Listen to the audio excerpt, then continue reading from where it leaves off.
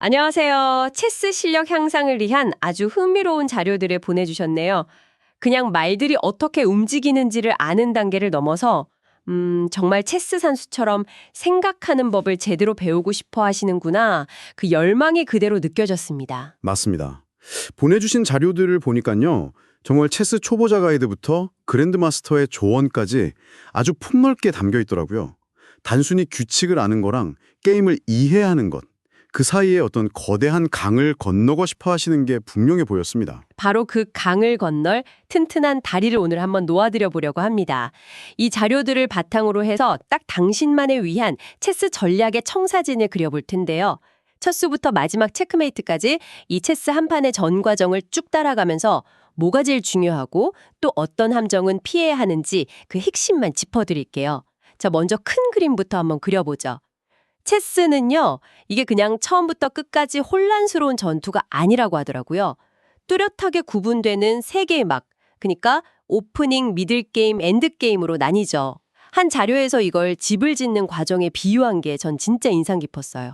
저도 그거 봤습니다. 아주 훌륭한 비유죠. 네, 오프닝이 튼튼한 기초를 다지고 기둥을 세우는 단계, 그리고 미들게임은 이제 뭐 집안 공간에 전략적으로 배치하고 가구를 들이는 단계. 맞아요. 인테리어 하는 거죠. 그리고 마지막 엔드게임은 남은 자재로 지붕을 싹 올리고 집을 완성하는 단계라는 거죠. 네.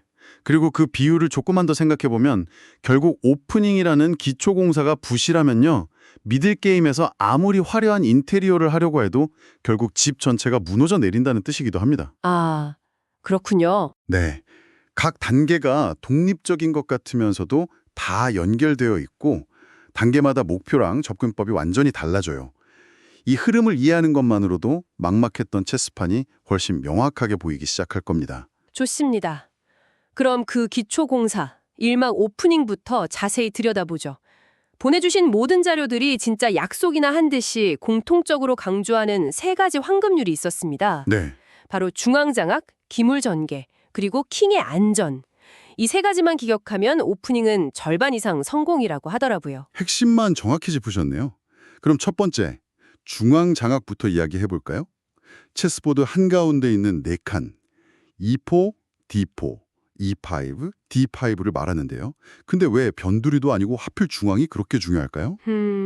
아무래도 상식적으로 생각해보면 중앙에 있는 말이 사방으로 움직일 수 있는 길이 더 많기 때문 아닐까요? 뭐랄까 언덕 위 감시탑에 있는 병사가 구석 초소에 있는 병사보다 더 넓게 볼 수 있는 것처럼요. 정확합니다. 체스는 결국 공간과 영향력의 싸움이거든요. 중앙에 있는 나이트는 최대 8칸을 공격할 수 있잖아요. 네. 근데 구석에 있는 나이트는 고작 2~3칸밖에 공격을 못해요. 그래서 1, 2포나 1, D포처럼 첫 수에 중앙폰을 움직여서 공간을 차지하는 게 가장 인기가 있는 겁니다. 중앙을 차지하는 것만으로도 내 말들의 활동 반경은 넓어지고 상대의 활동 반경은 좁아지는 효과가 생기죠. 그렇군요.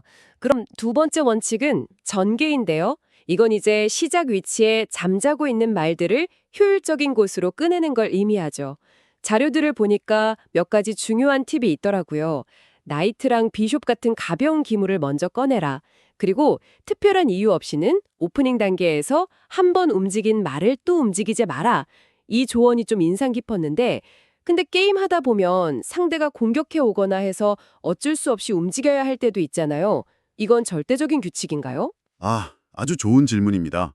물론 절대적인 규칙은 아니죠. 체스의 절대는 거의 없으니까요. 상대가 위협을 가해오면 당연히 피해야죠.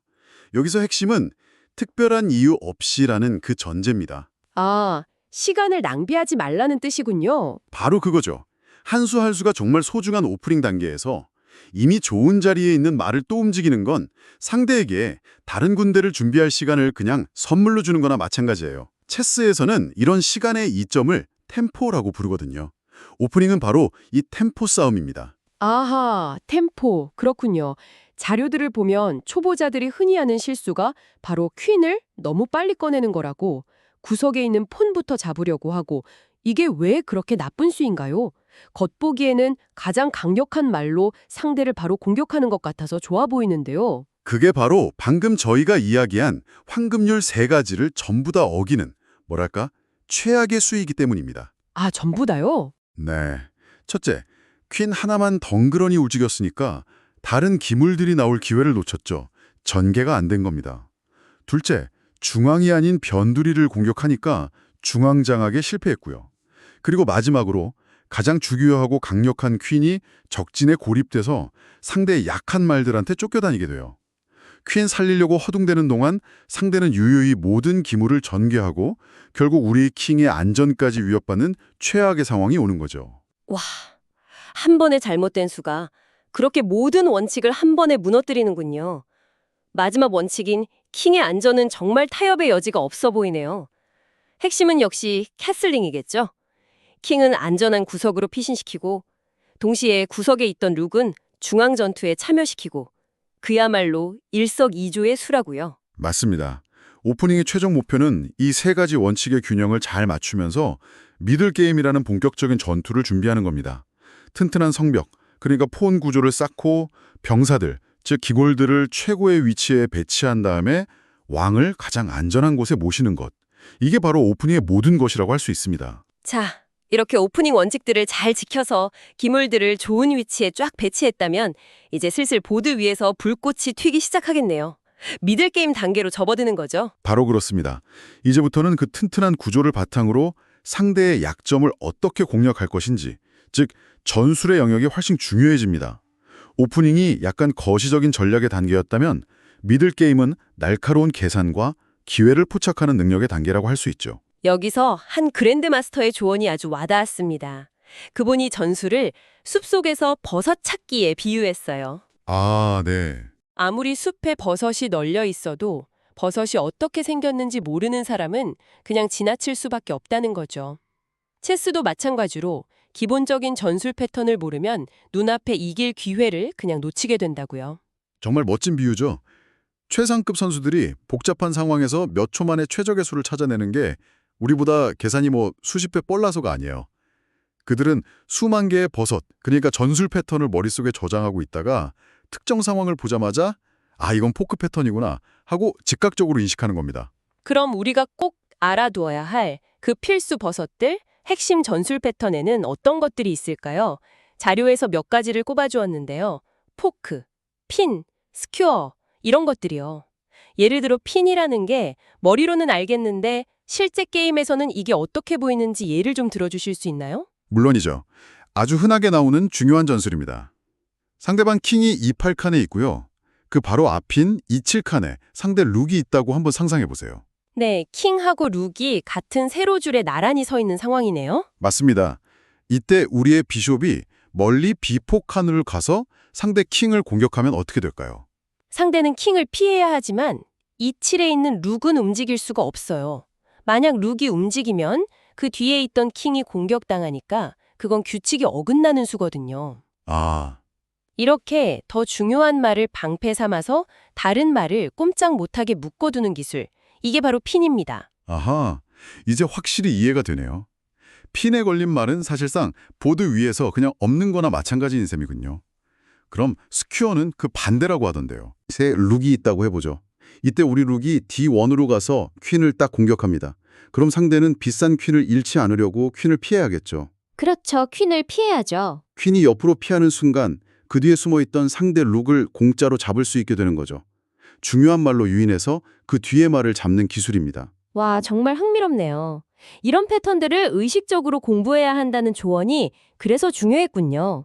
그냥 온라인에서 무작위로 전술 문제 푸는 것만으로는 부족하고 오늘은 포크의 날, 내일은 핀의 날 이런 식으로 특정 패턴을 정해서 집중적으로 훈련해야 뇌에 각인된다고요. 바로 그겁니다. 패턴을 먼저 배우고 그 패턴에 해당하는 문제들을 반복적으로 풀면서 완전히 내 것으로 만드는 과정이 필수적입니다. 그렇게 훈련하다 보면 어느 순간 복잡해 보이기만 하던 체스보드 위에서 이런 패턴들이 반짝반짝 빛나는 것처럼 보이게 될 겁니다. 자, 이제 마지막 단계 엔드게임입니다.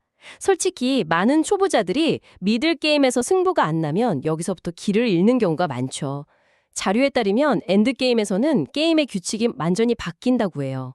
가장 놀라운 변화는 게임 내내 지켜야 할 가장 소중한 존재였던 킹이 이제는 아주 강력한 공격 괴물이 된다는 사실이었어요. 아직도 좀 어색하게 들리는데요. 완벽한 역할 반전이죠. 하지만 이유는 간단합니다. 판 위에 위협적인 기물들, 특히 퀸이 대부분 사라졌기 때문에 킹이 체크메이트 당할 위험이 급격히 줄어들죠. 오히려 이제 킹은 다른 보병들처럼 한 칸씩 움직일 수 있는 강력한 전사가 되는 겁니다. 남은 폰들을 호위해서 마지막 칸까지 전진시키는 임무를 수행해야 하죠. 아, 엔드게임의 최종 목표가 바로 폰 승진이군요. 그 보잘것없던 폰 하나를 마지막 칸까지 도달시켜서 가장 강력한 퀸으로 부활시키는 것. 이것만 성공하면 불리했던 게임도 단번에 뒤집을 수 있겠네요. 맞습니다. 그래서 엔드게임을 킹과 폰의 싸움이라고도 합니다. 그리고 바로 이 지점에서 게임을 끝내는 기본적인 방법을 모르면 다 이긴 경기를 놓치거나 비기는 안타까운 상황이 발생합니다. 한 블로그에서 바로 그 상황, 가장 흔한 킹과 룩 대 혼자 남은 상대 킹, 이 체크메이트 패턴을 구체적으로 설명해준 부분이 도움이 많이 됐습니다. 방법은 상자 안에 가두는 것이라고요. 이게 정확히 어떤 의미죠? 말 그대로 상대 킹이 움직일 수 있는 공간을 제한하는 겁니다. 예를 들어 상대 킹이 E5 칸 근처에 있다면 우리 룩을 D열 전체를 가로지르게 둬서 D열 왼쪽으로는 넘어오지 마 라고 선언하는 거죠. 아, 벽을 세우는 거군요. 네. 그러면 상대 킹은 E, F, G, H열이라는 상자 안에 갇히게 됩니다. 그 다음 우리 킹을 앞으로 전진시켜서 상대 킹과 마주보게 한 뒤에 룩으로 그 상자의 크기를 한 칸씩 점점 줄여나가는 겁니다. 결국 상대 킹을 보드 가장자리로 몰아서 피할 곳이 없게 만들고 마지막 일격을 가하는 거죠. 와, 체계적으로 상대를 몰아가는 방법을 아는 것과 모르는 것의 차이가 엄청나겠네요. 그리고 이런 엔드게임 지식은 또 다른 치명적인 함정, 바로 스테일메이트를 피하기 위해서도 필수적이라고 강조하더라고요. 이건 정말 허무한 무승부라고요. 아, 저도 예전에 다 이긴 게임을 스테일메이트로 피긴 적이 있습니다. 퀸이랑 킹으로 상대를 완벽하게 몰아붙였다고 생각하고 마지막 수를 딱 두는 순간 상대방 얼굴에 실망이 아니라 안도의 미소가 번지는 걸 보고 알았죠. 아, 내가 길을 다 막아버렸구나. 와, 그 허무함은 정말 잊을 수가 없습니다. 승리와 무승부를 가르는 정말 결정적인 차이군요. 한 자료의 비유가 진짜 와닿았는데요.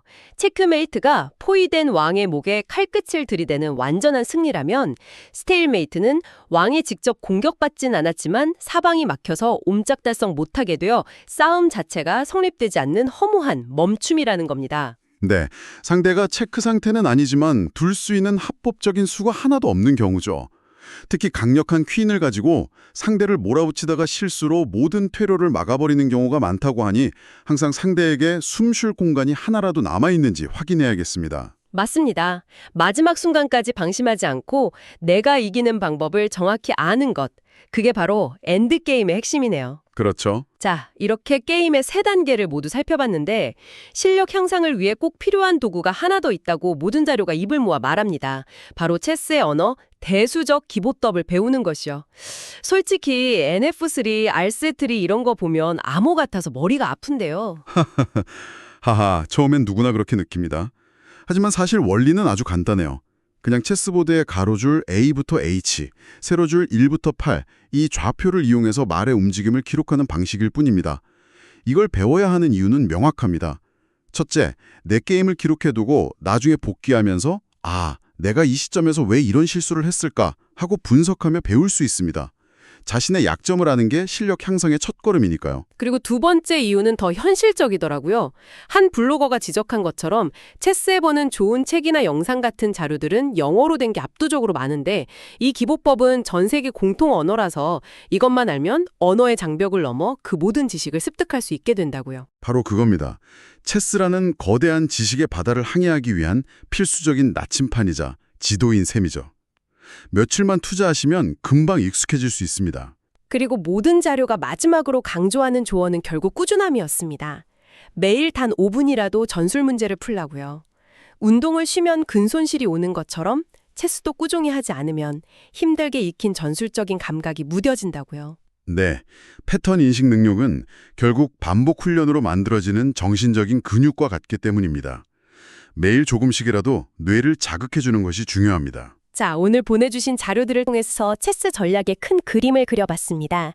체스에는 오프닝, 미들게임, 엔드게임이라는 세 가지 막이 있고 오프닝에서는 중앙, 전개, 킹의 안전이라는 황금률을, 미들게임에서는 버섯찾기처럼 전술 패턴을 인식하는 훈련을, 그리고 엔드게임에서는 영웅이 되는 킹과 스테일메이트라는 비극을 경계해야 한다는 점을 배웠습니다. 전략 원칙부터 전술의 구성 요소, 그리고 자신의 게임을 분석하고 배우는 도구까지. 체스 실력 향상을 위한 완벽한 로드맵을 얻으신 셈입니다. 이제 이 지도를 들고 꾸준히 항해를 계속하는 일만 남았죠. 마지막으로 생각할 거리를 하나 던져드리고 싶습니다. 자료 중에 리처드 레티라는 그랜드마스터가 만든 아주 아름다운 엔드게임 퍼즐이 있었습니다. 그 퍼즐에서 백의 킹은 멀리 도망가는 흑의 폰을 잡기에도 또 반대편에 있는 자신의 폰을 승진시키러 가기에도 너무 멀리 떨어져 있는 것처럼 보여요. 둘 중 하나는 포기해야 할 것 같은 약간 절망적인 상황이죠. 맞아요. 하지만 정답은 그 두 가지 목표를 모두 가능하게 만드는 단 하나의 길, 바로 대각선으로 움직이는 수입니다. 킹이 직선으로 움직이면 하나의 목표밖에 달성할 수 없지만 대각선으로 움직임으로써 흑의 폰을 쫓아가는 경로와 자신의 폰을 도우러 가는 경로, 두 가지 가능성을 모두 유지하게 되죠. 아, 체스보드에 숨겨진 기하학을 완벽하게 보여주는 예시입니다. 이제 체스를 두실 때 이런 질문을 스스로에게 던져보세요. 가장 명백해 보이는 길이 최선의 길일까? 혹시 단 하나의 수로 두 가지 이상의 목표를 동시에 달성하는 더 효율적인 길은 없을까? 바로 그 질문을 던지는 순간 당신은 이미 초보자를 넘어 고수처럼 생각하기 시작한 겁니다.